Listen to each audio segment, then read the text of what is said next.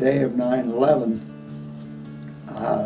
they called me in to go to the Emergency Management Center in downtown Erie and be the liaison for the Red Cross. You had everybody there. You had the fire department, the police department, the sheriff's department, the Pennsylvania State Police. You had everybody that had anything to do with emergency management, including the hazmat teams, and it was just kind of frantic but managed, and everything that came in was displayed on whiteboards so that you knew everything everybody else knew.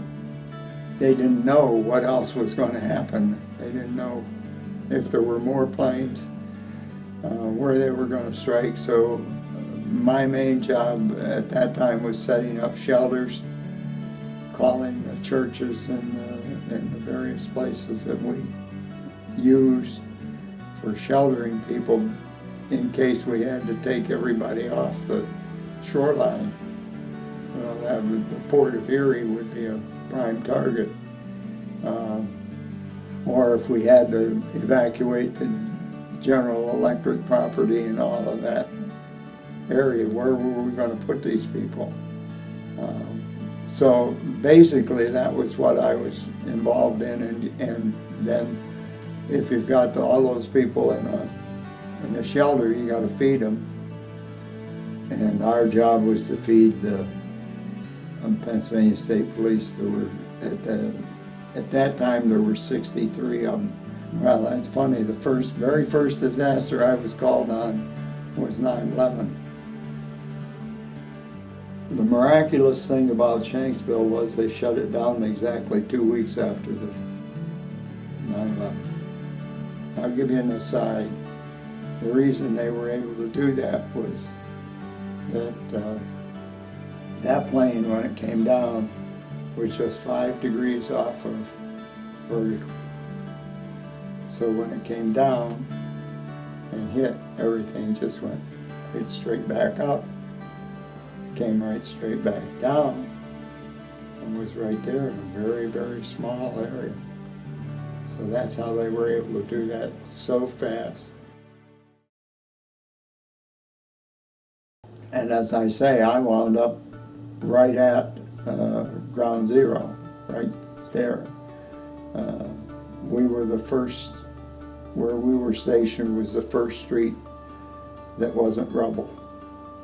We had a caterer who owned a 5-star restaurant in downtown New York City, downtown Manhattan, David Boulet's restaurant.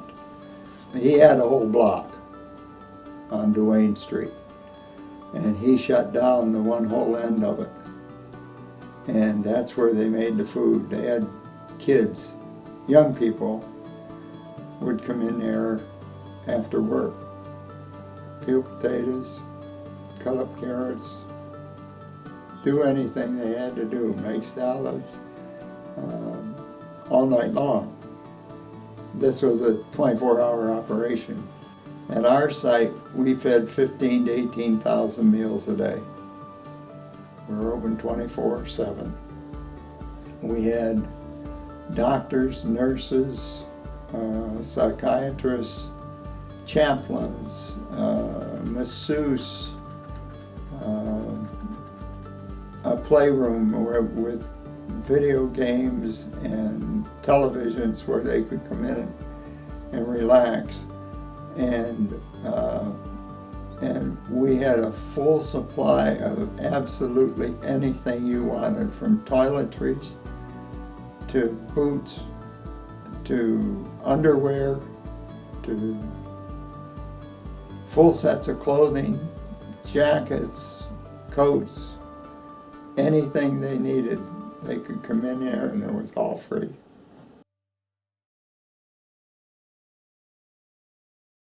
Okay, our main route when we had to go pick up food was to leave here, go down a few blocks, go up here, and go over to David's.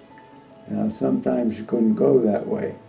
So you went down West Boulevard, and you went up here, and you came back, and you got on Duane and went up there. Every time you went out, you were surprised at what streets you could take and what streets you couldn't take, because they'd close them. And every corner had a barricade. 3 times we actually drove across the pile to get from our respite to respite 3. The first time we had to go from respite 1 to respite 3,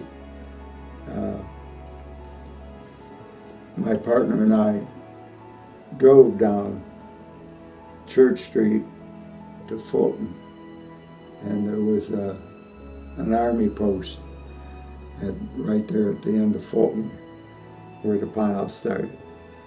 And so we stopped and we said to the fellow what we were trying to do. He said, "Oh, I know where that is." He said, "It's over on the other side." Yeah, right, okay. How do you get there? Well, he said, "I can let you through here." He said, "You can just drive across the pile and get over there." And we said, "What?" He said, "I'll let you through. You can drive over there." He said, "Just remember the pile's 1,500 degrees, so don't stop, your wheels will melt."